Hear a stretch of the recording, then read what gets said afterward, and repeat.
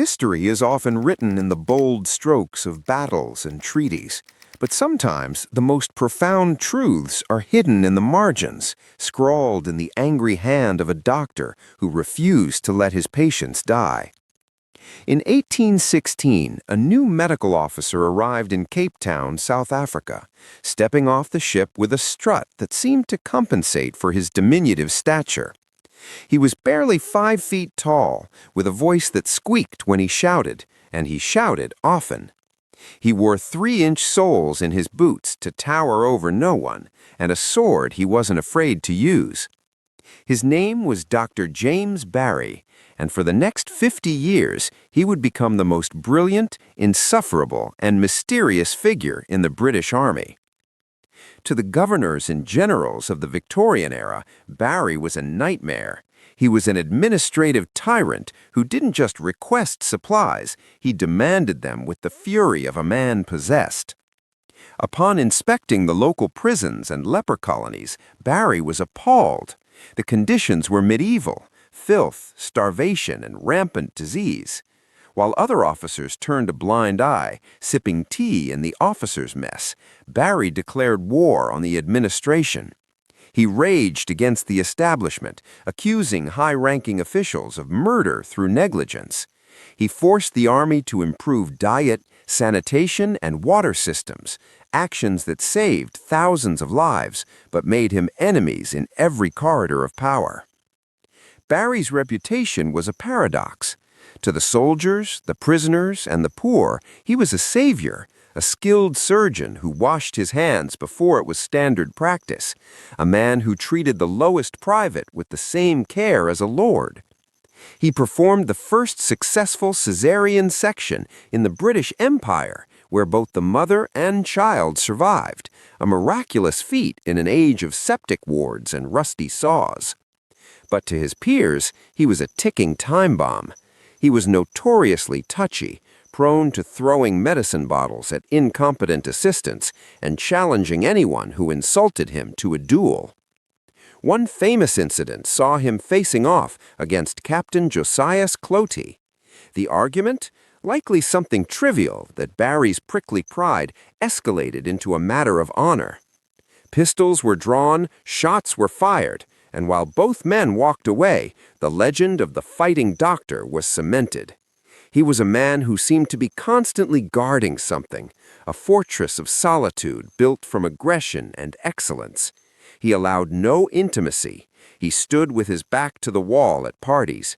He never traveled without his trusted servant, a man named Black John, who guarded his master's bedroom door like a Cerberus. Why was this brilliant surgeon so terrified of letting anyone get close? Why did he sleep with a pistol under his pillow and demand, in written wills, that upon his death he be buried immediately in the clothes he wore, without inspection? The British Empire saw a difficult genius, a small man with a big complex. They thought they were dealing with an eccentric. They had no idea that the fury driving Dr. James Barry wasn't just professional pride. It was the desperate, clawing need to protect a secret so explosive it would eventually shake the foundations of the Victorian world. The tyrant in the white coat was playing a role on the grandest stage imaginable, and the curtain was never allowed to fall.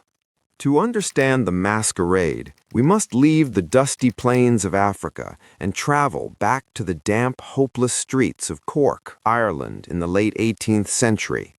Here, the history books are silent, but the archives whisper a different name: Margaret Ann Bulkley. Born into a family collapsing under debt and scandal, Margaret was a girl with a sharp mind in a world that had no use for intelligent women. Her destiny was written in the ink of her gender. She could be a governess, a wife, or a destitute spinster. There were no other doors open. The universities were barred, the medical schools guarded like fortresses against the intrusion of the weaker sex. But Margaret had a fire in her that refused to be extinguished. When her family fell into ruin, a conspiracy was hatched, a plot so audacious it sounds like fiction. Her liberal-minded uncle, the artist James Barry, and the Venezuelan revolutionary General Francisco de Miranda saw her potential. They knew that Margaret possessed a genius that would rot in a drawing room.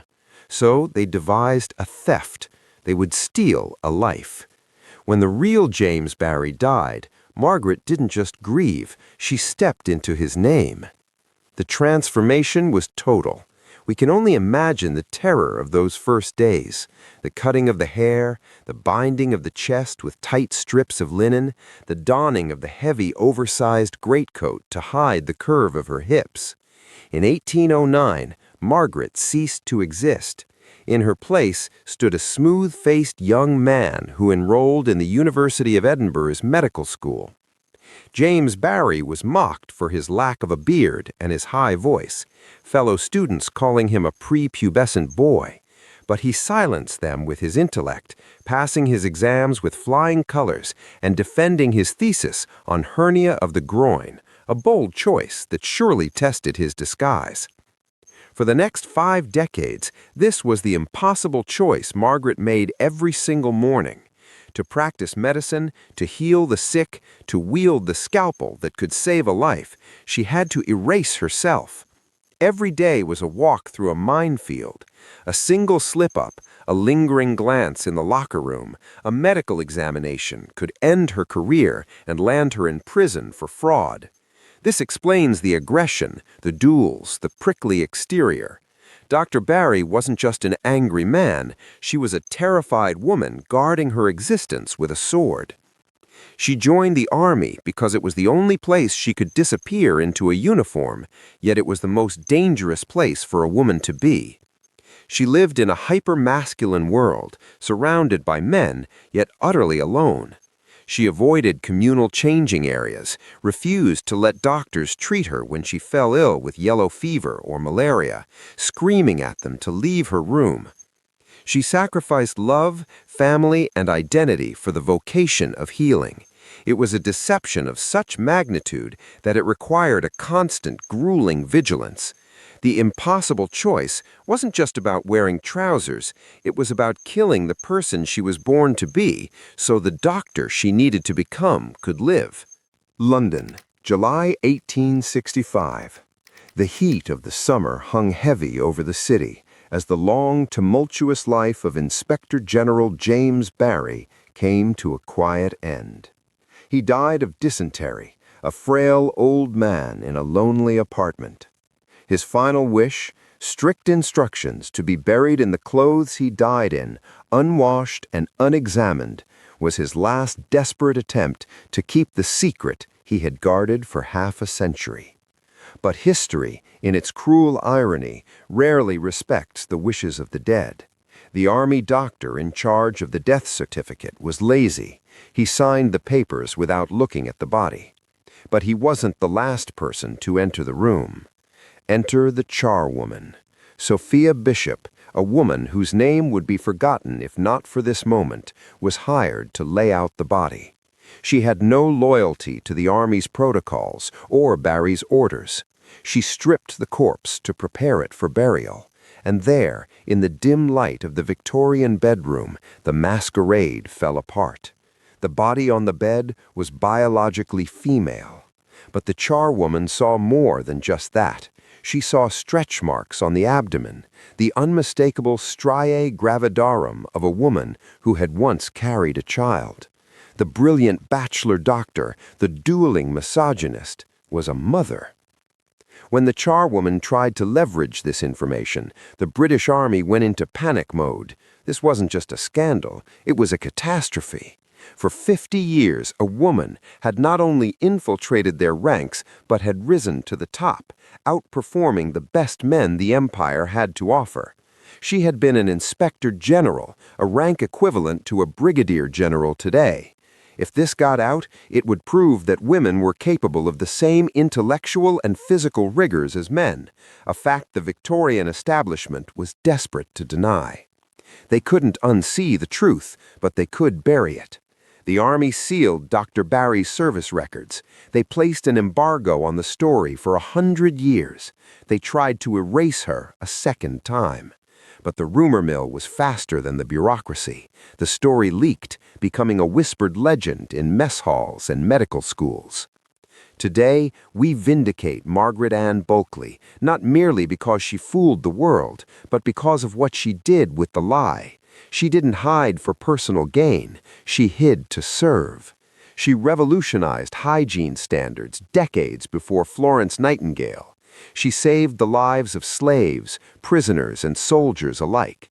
She forced the world to accept her help in the only guise it would respect.